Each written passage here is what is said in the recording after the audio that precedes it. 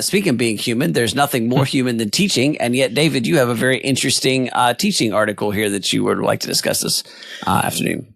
Yes. So I came across this article, which, by the way, any articles that we talk about today will be in the show notes down below.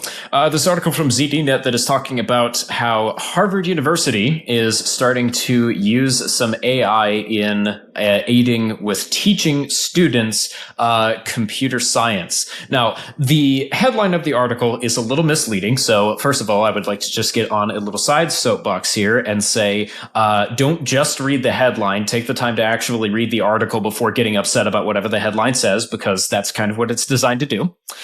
Because the headline of this article says Harvard is using ChatGPT to teach computer science, which is not technically wrong, but it's a little misleading.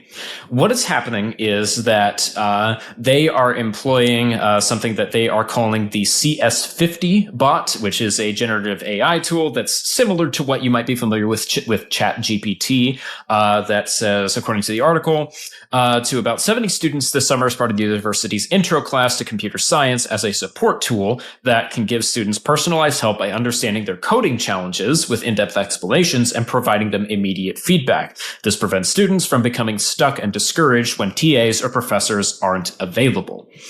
So in reality, ChatGPT is not even the AI in question necessarily. This AI might be based off of it, but it's not actually the AI in question. And it's also the fact that it's not actually really teaching them necessarily. It's just answering some questions. ChatGPT is not creating the curriculum, is not the main focus of the course. What they are doing is that they are utilizing it as a tool to help students with coding, which I found to be particularly interesting. So before I get into any more of my thoughts, Jonathan, I would love to hear what you think about this. Well, I was wondering, David, do you think, when people talk about AI right now, they basically, I feel like there's a lot of going from nothing to everything. So it's like AI is a thing. And the next thing you know, you're going to go to Harvard and all your professors are going to be cyborgs, or all your professors are going to be robots, or you're not even going to go to Harvard anymore. So in other words, AI is going to teach you everything. Like, I feel like there's this huge leap that happens. It's like right now you live in a fairly normal world. AI is going to arrive and you're going to live in this world where everything's totally different.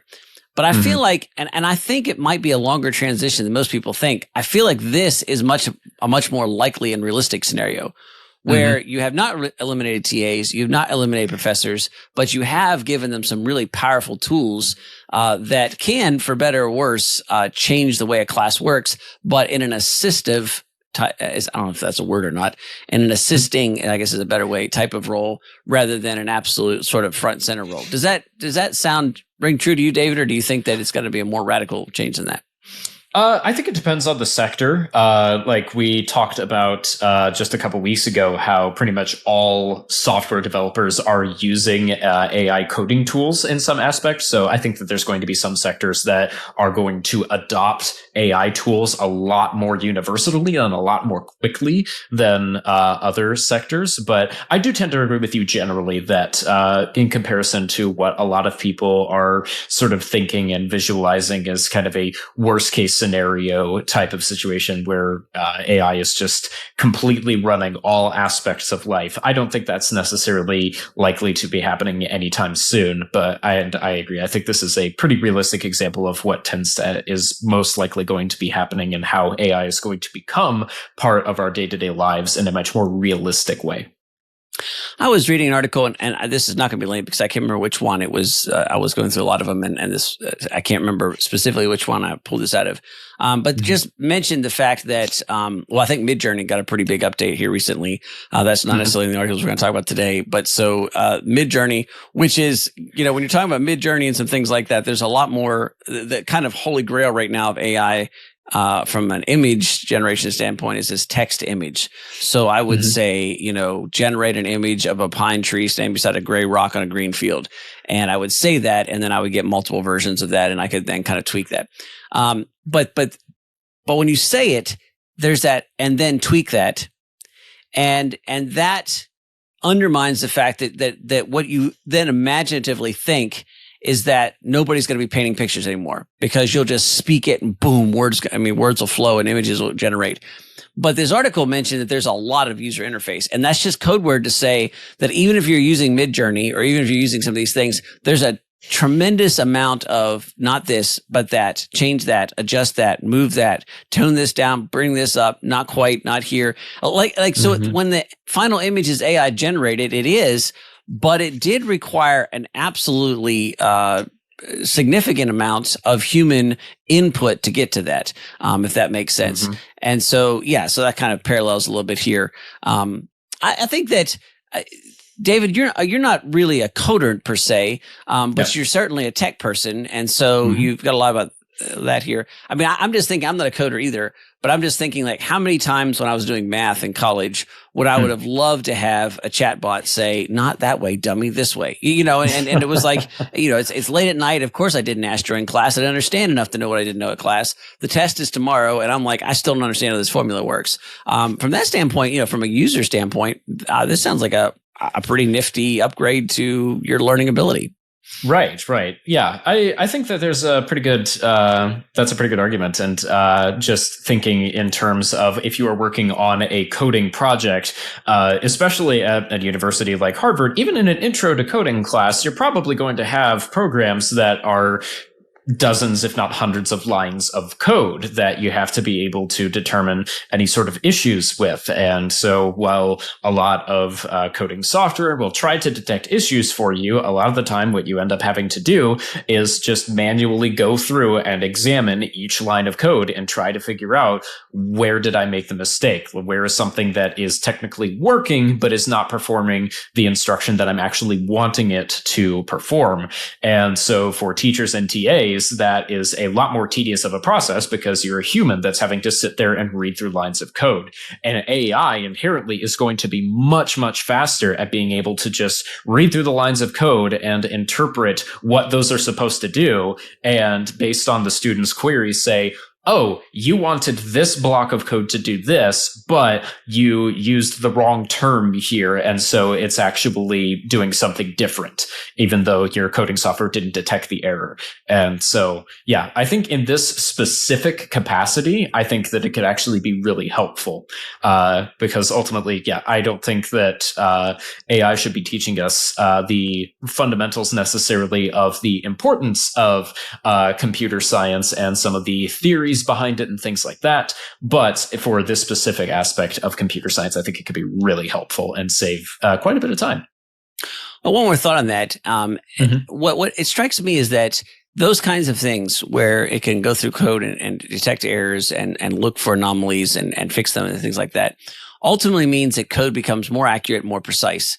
And so as an alternative idea here to come at it from a totally different perspective, I'm a shooter. I like to shoot guns. And because of that, there's this, if you get into guns as a hobby, there's this kind of break, right? And they say that, there was a time when skilled labor in the United States was really cheap. And so if you buy an old Smith & Wesson double action revolver from the 1950s and 1960s, all those pieces would have been, hand fitted and hand polished and hand shaped. And so there was a smoothness and a quality to the bluing and to the machinery and all those kinds of things that just made them almost works of art. And so there's a knee-jerk reaction to say that those things must be better. But here's the strange reality that if you're a shooter today, the tolerances that are allowed by CNC machines, which I don't know that CNC is a form of AI, but it's certainly a form of advanced technology, means that it is so easy to precisely cut tolerances in firearms that one, they work tremendously better. So they're far more reliable. So while you might get a really smooth Smith & Wesson double action revolver from the 1950s, you're just as likely to get a sloppy junk one because that gunsmith was just starting his career. And so, you've got this wide variation. The tolerances are different. The gap between the cylinder and the forcing cone is different. Just all these little measurements. Whereas today, if you order that same gun from Smith & Wesson, maybe you don't have the hand polishing and hand fitting, but you have this extraordinarily high